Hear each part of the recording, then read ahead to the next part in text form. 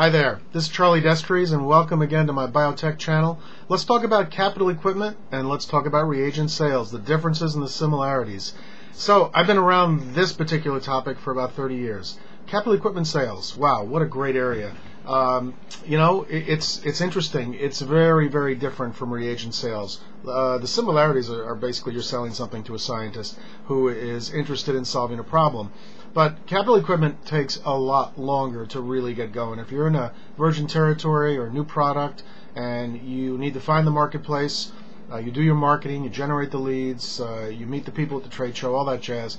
So now you know who your marketplace is. You go out there, you do your demonstrations, which it typically requires. And again, depending on the equipment, that may or may not be easy. And you're probably going to have to prove it. Essentially, especially if it's new, something that's really new to the marketplace, a new type of technology, or if it's a new company, the company's unknown, for example. So capital equipment sales is really a very big numbers game. You're going to meet someone who's interested. If they have the budget for it, it's going to go a little bit faster. If they don't, it could be a long time before they make the purchase. If you're looking at things under $25,000 in a capital equipment purchase, it's possible that a senior scientist would only need one signature to really get it through the equation. The way the economy is today, that may move up the flagpole a bit more. So if you're selling something for $50,000 or $100,000, you're going to need to get through several layers of management before that's approved. Before that even happens, you need to make sure that the scientist loves what you have. And so they're going to have to figure that out some way. Like I said, either a demo or an evaluation of some sort, visiting another customer lab. But remember, it's a one-time sale, most likely.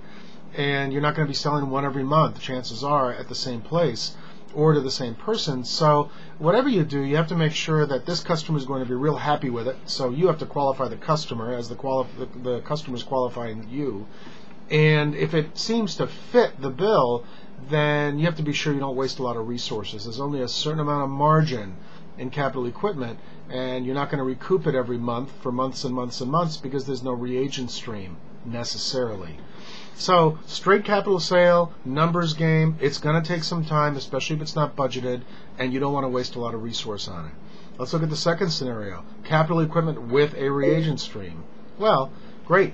Now, of course, you never want to waste resources, but now you've got a box that has not just the cost up front for the capital, but the reagent stream that follows it. So companies may choose to elect something called a reagent rental, where you spread the $50,000 box over the price of the kits, for example, and they buy into a 36-month contract where you install the equipment, they buy the kit at an elevated price to cover the equipment, and so on. And so that takes time.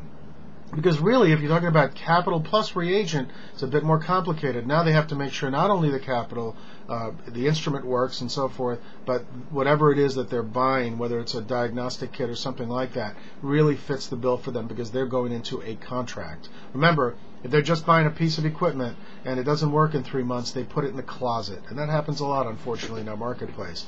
But if they buy a piece of equipment attached to reagents, then they're going to make sure that it's exactly what they want, and of course you want that to work as well. And then let's go to the other extreme, just reagents. You're just selling reagents. It's an ELISA kit or some sort of a PCR test, which is in a kit form, or a pure reagent, maybe a surfactant or something like that. You're really looking at a very different formula. Now you're looking at something that on a per cost basis is very low priced. It may be that it's a $500 kit or a $200 100 micron milligram vial of some reagent, or tubes of some fancy reagent that they need to do their test with. So whatever the product is, now they're looking at replacing a test or adding a test. Validation has to probably occur. Maybe they're going to be doing side by side with the reagent that you're selling. So there's definitely going to be some proving that go on with this particular reagent. But it's not going to have to go to a director or a vice president level for them to make that $1,000 decision most of the time.